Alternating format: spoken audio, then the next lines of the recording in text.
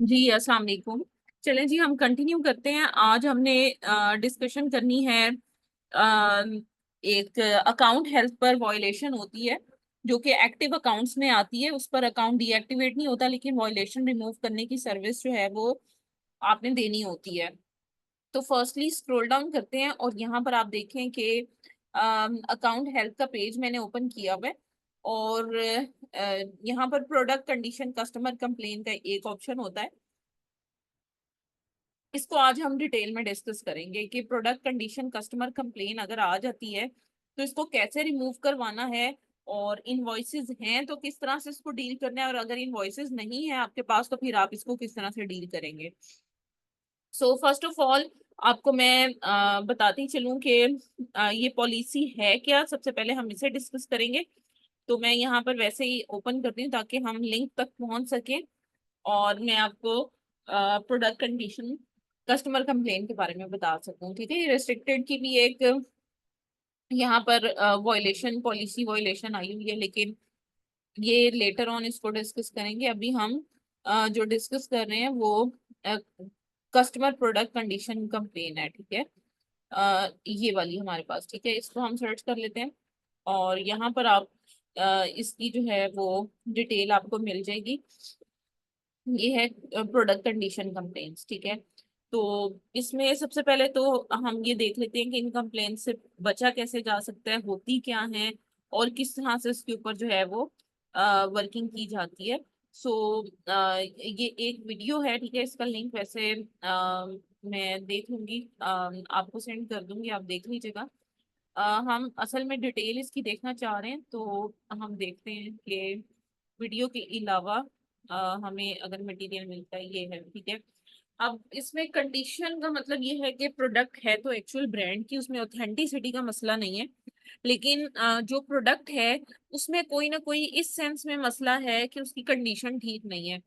For example, अगर कोई product किसी बॉक्स के अंदर पैक है तो वो बॉक्स जो है वो डैमेज है, या फिर प्रोडक्ट की सील जो है वो खराब है, या फिर अगर कोई प्रोडक्ट बॉटल्स की फॉर्म में है तो बॉटल्स ब्रेक हुई हुई हैं, या फिर जो प्रोडक्ट है वो टूट चुकी है अंदर, मतलब उसकी वो ठीक नहीं है। अगर हमने उसे न्यू में कहा है तो वो यूज्ड फील हो रही है।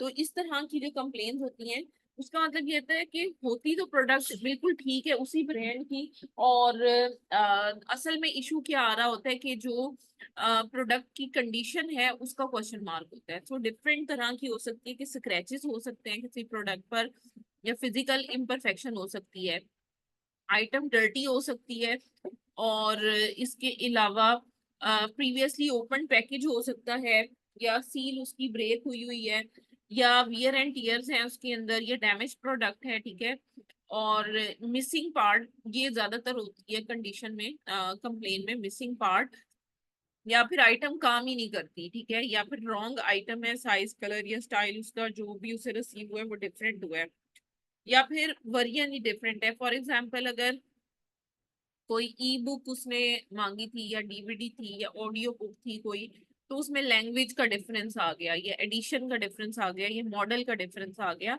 तो वो basically language, country, variant, model या एडिशन का डिफरेंस नजर आता है। ठीक है, ये मुख्तलिफ तरह की हो सकती हैं वेरिएशंस। अब इन कंप्लेन से बचा कैसे जा सकता है? सबसे पहली बात के आपको प्रोएक्टिवली इन कंप्लेंट्स को मॉनिटर करना है, और अपने फीडबैक जो है वो कस्टमर तक, उनके फीडबैक्स के अकॉर्डिंग आपने जो है उनके मैसेजेस को देखना है और अपने रिव्यूज देने हैं। और जो वॉइस ऑफ कस्टमर का डैशबोर्ड है वो हमारे लिए बड़ा इंपॉर्टेंट होता है, ताकि जो भी हम कस्टमर्स को कह रहे हैं वो मतलब उसको समझ आ सके, और मतलब हाँ, जो कस्टमर की डिमांड है वो सारी की सारी वॉइस ऑफ कस्टमर में हमें शो हो रही होती है।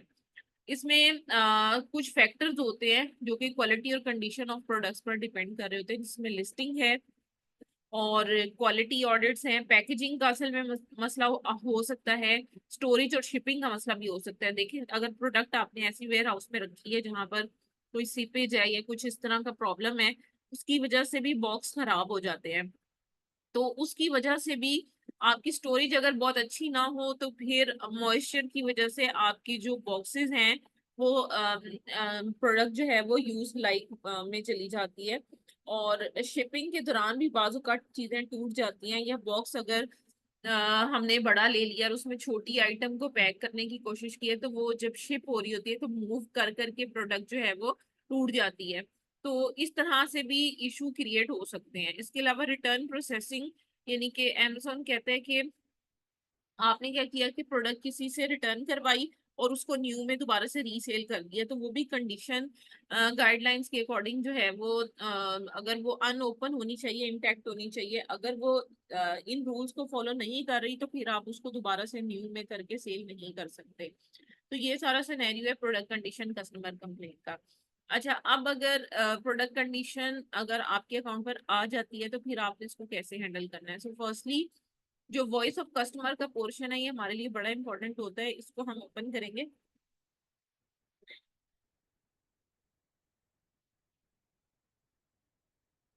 यहाँ पर जिस ASIN के अगेंस्ट हमें कंप्लेन रिसीव हुई होगी वो उसमें हमें जस्ट अमेजोन ने यही कहा होता है कि आपके अकाउंट पर जो है वो प्रोडक्ट कंडीशन कस्टमर कंप्लेन आई है, आप उसको देखें। तो जो भी लिस्टिंग होगी उस लिस्टिंग को आप यहाँ पर उसका ASIN एंटर करके उसको सर्च करेंगे, ठीक है। मैं अभी यहाँ से एक पुअर लिस्टिंग ओपन कर लेती हूँ बस। और ये पुअर है, रॉन्ग आइटम सेंड है ये, इसका इस प्रोडक्ट को हम ओपन कर लेते हैं। सी डिटेल्स पर क्लिक करेंगे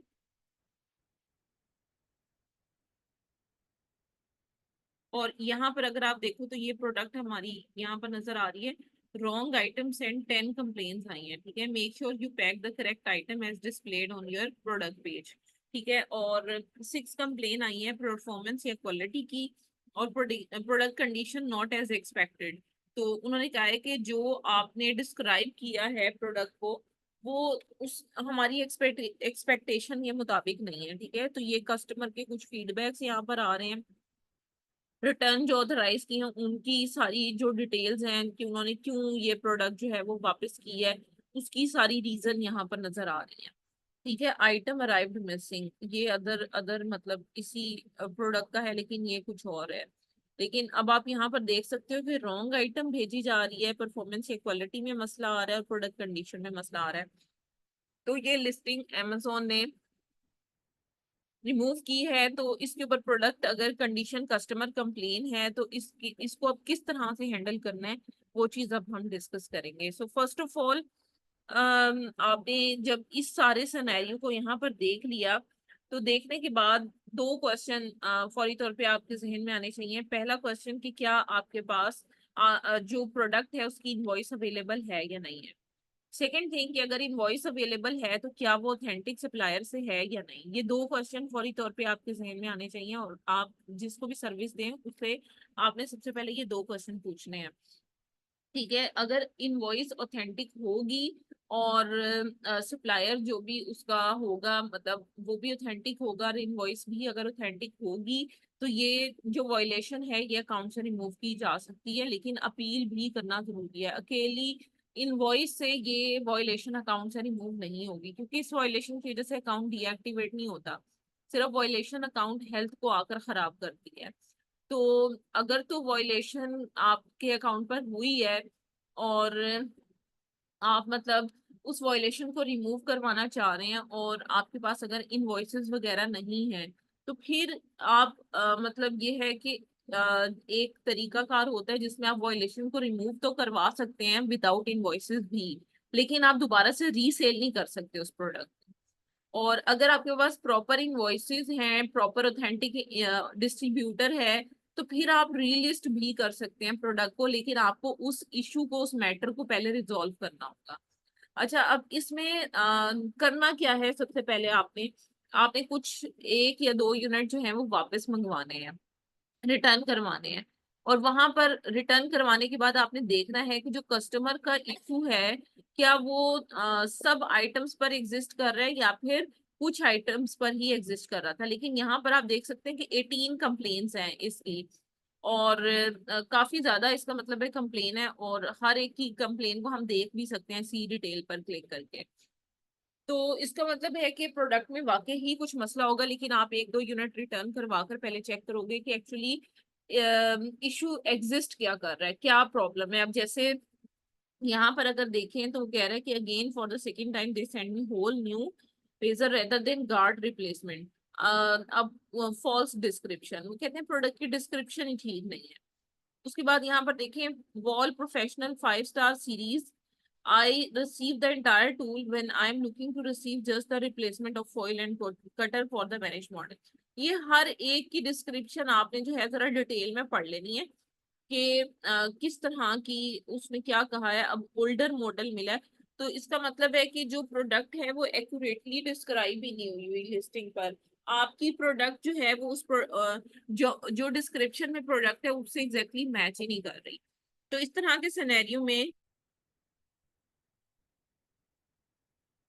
जी मैं दोबारा से स्क्रीन शेयर कर रही हूँ। ठीक है, तो हमने ये सारी कंप्लेन्स वगैरह को देख लिया। अब उसके बाद हमने करना क्या है एक्चुअली कि जो भी इशू है उसको कंप्लीटली अंडरस्टैंड करने के बाद इसकी अपील को लिखना है। और अपील के साथ लिस्टिंग क्योंकि रीइंस्टेट करवानी है हमने दोबारा से, क्योंकि अमेजोन इस लिस्टिंग को रिमूव कर चुका होता है। लिस्टिंग भी रीएक्टिवेट करवानी है, प्लस हमने इस वायलेशन को भी अकाउंट से रिमूव करवाना है। और हमारे पास ऑथेंटिक डिस्ट्रीब्यूटर या सप्लायर की इनवॉइस भी है और सप्लायर भी ऑथेंटिक है मतलब। तो इस तरह के सिनेरियो में आपको अपील किस तरह से लिखनी है वो मैं आपको बताती हूँ और आपको ग्रुप में शेयर करती हूँ, आप वेट कीजिएगा।